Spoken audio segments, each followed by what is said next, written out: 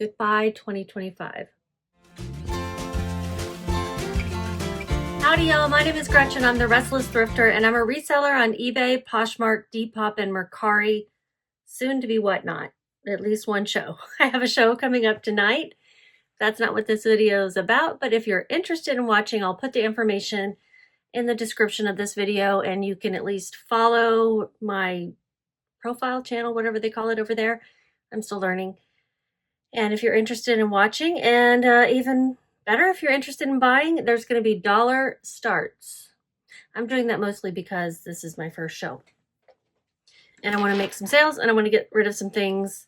Stuff I'm selling is on that rack back there. But again, that's not what this video is about. It is about 2026, and Happy New Year, guys. Happy 2026 coming up. This is some sangria. I had some of this last night. It's very good. Just some stuff we got out of a box. One of my New Year's resolutions is to drink more. It really is to enjoy a drink now and then. Because I don't drink very often. And I like it. But I feel like I don't celebrate moments often enough. I guess that's what I'm looking for. So celebrate moments a little bit more often. I'm celebrating the beginning of a new year. A new year. I wouldn't say a whole new chapter in my business because I'm not changing that much, but I am changing some things around. And before we dive into what I'm doing differently in 2026, I want to look at overall 2025.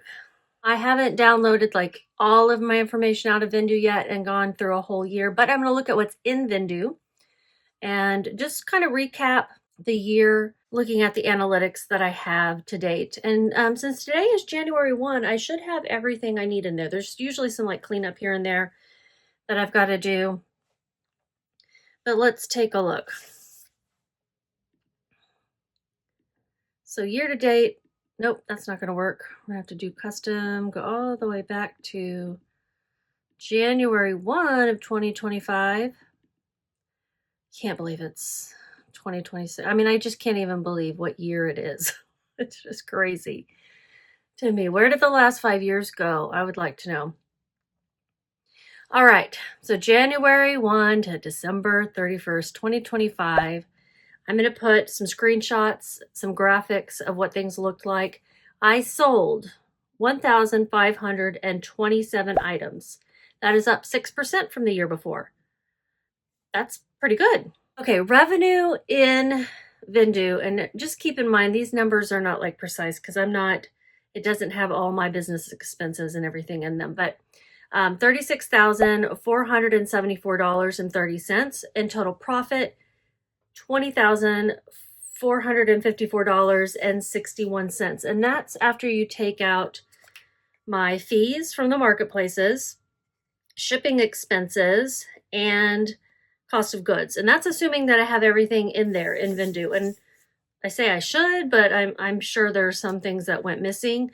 For what I use for my taxes is going to be different. It's going to be what I pull out of the reports from the different platforms. And in the case of those that are going to send me a 1099, I'll be using that, of course. And then I'll be, pulling my shipping and all that kind of stuff. But this is good for a glance at how I did. So I sold 6% more items last year. It doesn't give me a percentage of increase or decrease for revenue and profit year to year.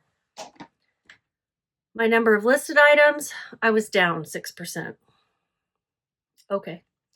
And then my average sale price was actually down 19%. It was $23.89. Now that's skewed because for eBay, that's going to include the price of the cost of shipping.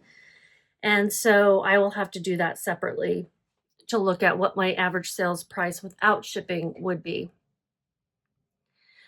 This also includes most of the numbers, and I say most of the numbers for the clothing collective where I had a rack at a vendor mall. But there are some missing sales because that particular vendor mall didn't do a great job of tracking our items. Like I would put an inventory number on every single thing, and they would not give me the inventory number, and they would say something like top $6. I mean, which top? So I have pulled all my inventory out from that rack, and I just don't have it in me to go back through and try to figure out exactly which thing sold. So I will say there's probably a dozen or so items that are not reflected in here that sold. Or I have the wrong item or something. So there's just going to be some inventory. I don't know where it is anymore. Did it get stolen? Did it sell? Did it? And I imagine some things probably did go by way of the 5-finger discount, right? You know, it's every store is going to have some of that. So that's just, we could consider it overhead, but I don't know exactly which items. I don't know exactly which items. It's a little frustrating. And it's one of the reasons why I left that. But that's about what I'm changing in 2026. Let's keep going with what we have going for 2025. Marketplace revenue and profit. The highest revenue and profit, eBay by far. Then Poshmark, no surprise there. Then Depop, awesome. Mercari, where are you, Mercari? Really, really small amount. And then Facebook Marketplace and Curtsy. I tried that for like, you know, a fraction of a second. And then the in-person sales. I can't even see it on here because, oh yeah, no, there it is. It is a pretty fat line. I was like, what? No, it is a pretty good one. So, you know, that little experiment was fine. It was fine. Sales by marketplace. This is sale price by marketplace. Facebook, actually the highest. Okay. And then eBay, Poshmark, Depop, Mercari. Curtsy was actually kind of high up there, but I didn't sell that many items. And then the store. And the number of items, it's no surprise to me, at least, that the store was second to eBay because I was clearing things out, clearing out a lot of old stuff, which it served its purpose there. So eBay, the Clothing Collective, Poshmark, Depop, Mercari, and Facebook. I don't know what the other category is. That's probably like things that had to be thrown away for damage. Like I do record some of that stuff in here too. Top selling category, no surprise, it's clothing, shoes, and accessories. And then home and garden is second. Subcategory, dresses, tops, sweaters, jeans, t-shirts. That's not surprising to me too, because I kind of like go straight for dresses. You can get a little bit more profit out of a dress because that's almost a whole outfit, right? People will spend a little bit more on a dress, especially if it's like a special occasion item. And then top selling brands are just really not well reflected here at all. So I won't even go over it. Although Torrid is one of them, and that's not surprising because I do pick up a lot of plus size, and that is a great plus size brand to pick up. So as far as like my average cost of goods, my average profit per item, let's see, I can do a quick and dirty profit per item calculation here. It is $13.40. That's not bad, especially considering that that includes the Clothing Collective. That's just a really quick look at 2025. December ended up being my best month revenue-wise, but not my best month profit-wise. I would say a big part is because of the clearance sale that I was running for half of the month and including at the Clothing Collective.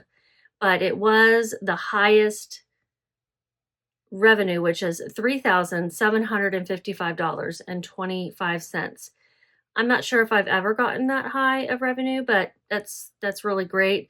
My profit was just under $2,000, $1,991.60.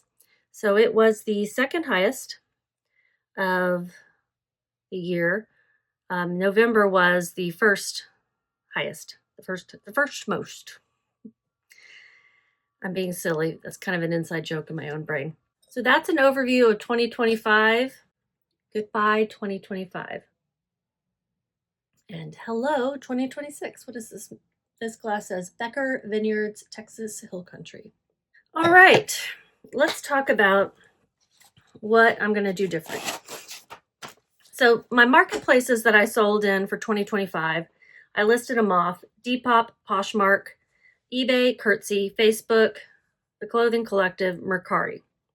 There were 7. And I am going to keep eBay. I'm keeping Poshmark, Depop, those 3 for sure. I'm trying Whatnot. I've ended the Clothing Collective. We'll count over here. Ended the Clothing Collective.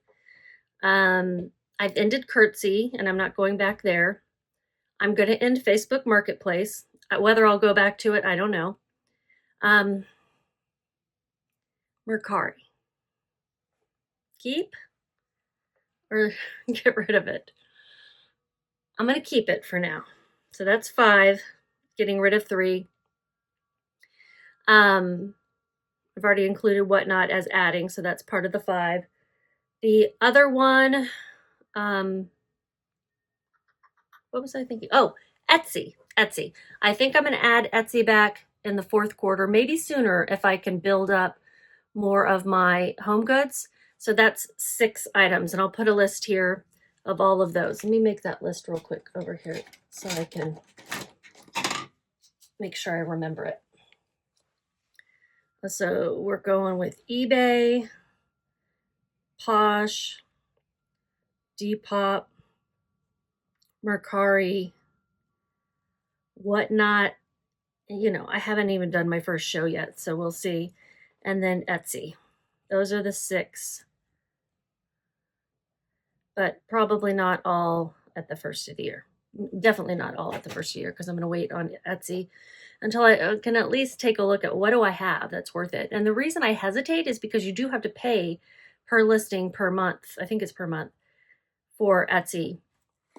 And I want to make sure those things are going to sell and aren't just taking up space and costing me, 20 cents or something? It's been a long time since I've actually looked.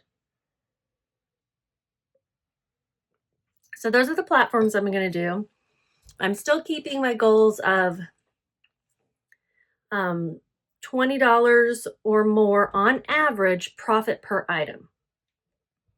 On average over a month or over a week or whatever time period, over the year for sure.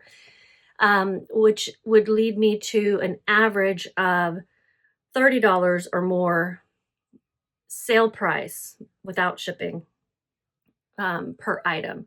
And again, that's an average. Because if you just watched one of my what sold videos, you see that I made, $5 on some items. But then, there are other times when I can make $100 on an item. So averaged out, those are the averages I would like. I'd still like to sell everything within an average of 90 days or less.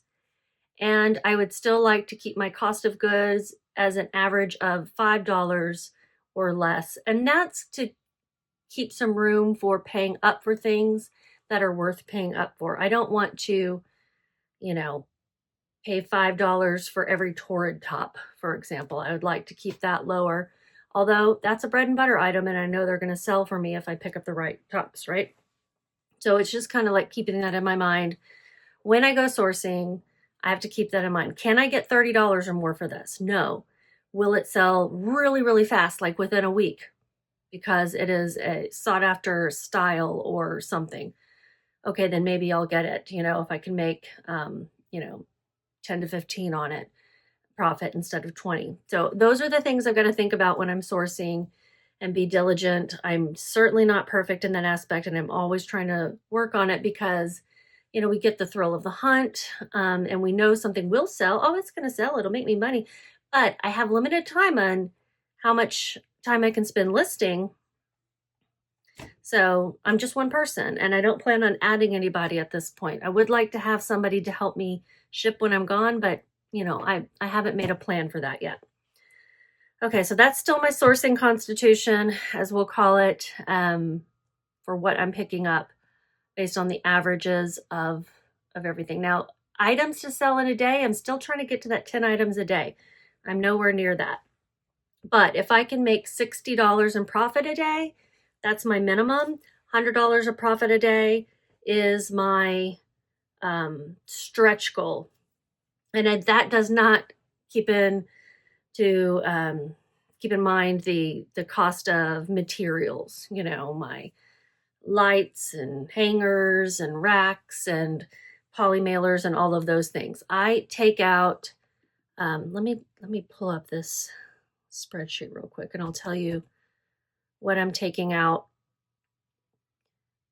of my profits. So every week I pay back into my my expenses, where all of my sourcing comes out of. I pay back into that 25%. I will up that to 30% at times. Like right now, the last few weeks I've been doing 30%. I'll probably keep it at 30% for the month of January, because I'm going to want to be sourcing more when people are donating a lot of good things. But I'll probably reduce that back to 25% at some time. If I start to see it building up, then I'll lower it. If I see that I'm constantly having to dip into my own money to buy something that's not good, then I'll raise it. So I kind of, where I don't play is the taxes. I'm putting away a certain amount for taxes every time. And then the remaining of what I'm not keeping for taxes or expenses, I put into my personal account to pay my bills, my non-business bills. Okay, that's my paycheck, so to speak, and it varies. Okay, so here's the list in no certain order of what I wrote down of what I want to do for 2026 differently than I was. Try Whatnot. Got my first show tonight. Continue with REU. That is Resellers Edge University. That is, if you know Kaylee Elaine and her cohorts, they created the Resellers Edge University. It's a group of resellers and you do pay monthly. But what I want to do different is participate a bit more, because I've been more passive, like watching the videos as I have time, but not keeping up with it as much as I want. And I do think it is valuable. I'm learning about Bolo brands. I'm learning about styles. I would say brands and styles are one of the biggest things that keeps me there, because I'm not really good at going and seeking that information out on my own. I have no idea what's in style if I don't listen to other resellers. Okay. And then also, you know, business goals and objectives and that kind of stuff, information can help too, but I'm pretty good on that aspect. What I need is that information on bolos and styles. I'm ending the rack, the clothing collective rack, did that. I started a new thrifting channel in YouTube. Started that a couple of weeks ago.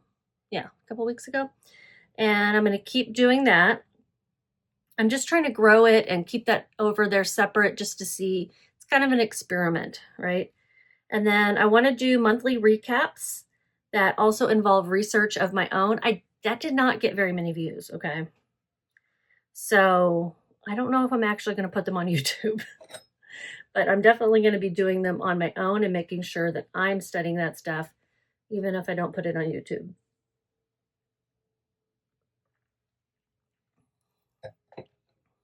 More bins thrifting. If I'm going to do Whatnot, I'm going to need more inventory to move out quickly. And I want that to be low cost of goods so that I can keep my starts low. So more bins thrifting. Here in Dallas, I haven't even been since I moved back a few years ago. I go in Denver all the time when we're visiting, but that's, 4 times a year. So more bins thrifting and reviewing the sourcing constitution. I just did, and I told you about it. eBay promotions. For now, none. I want to see if they make any changes. It's going to be hard not to make any changes, but in Q1, I want to make no changes to this decision for 3 months, and then I will reflect. Now, if I find my sales are tanking, absolutely tanking, and I think that is the reason, this is all if, then I'll have to revisit that. But no to the promotions for now. None in Q3, okay? I mean Q1. And then ending Facebook, as I mentioned, and then renewing Etsy in Q1. So that's it.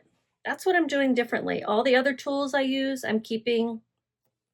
I use Vendoo, I use Canva, and that's more about eBay, but also to do with some of the listing cover photos that I use. I'll use like a combination of a couple of different images, like the front and the back, or a detail view. What other tools do I use that I pay for? Reseller's Edge, my eBay store. What else do I use? I use Driver's Note to track my mileage. I have a little GPS tracker, I guess is what it is, in my car. And as soon as my phone connects to it, when I get in the car, it's like, oh, she's going somewhere. It records it, the location, point A and point B. And then I can go through periodically and mark whether it was personal, medical, or not that it matters for medical because I don't itemize that way, but I still like to track it for my own information, or business related, and whether that's pet sitting, because that mileage adds up, or whether it's reselling. Maybe I should, no more wine for me right now. My brain is starting to get a little fuzzy and happy, but granted, I'm still working, so we'll push that aside. Let me see, are there any other tools that I use regularly? I don't use Posher VA anymore. I don't use Photo Room because I use that within Vendoo. I think that's it.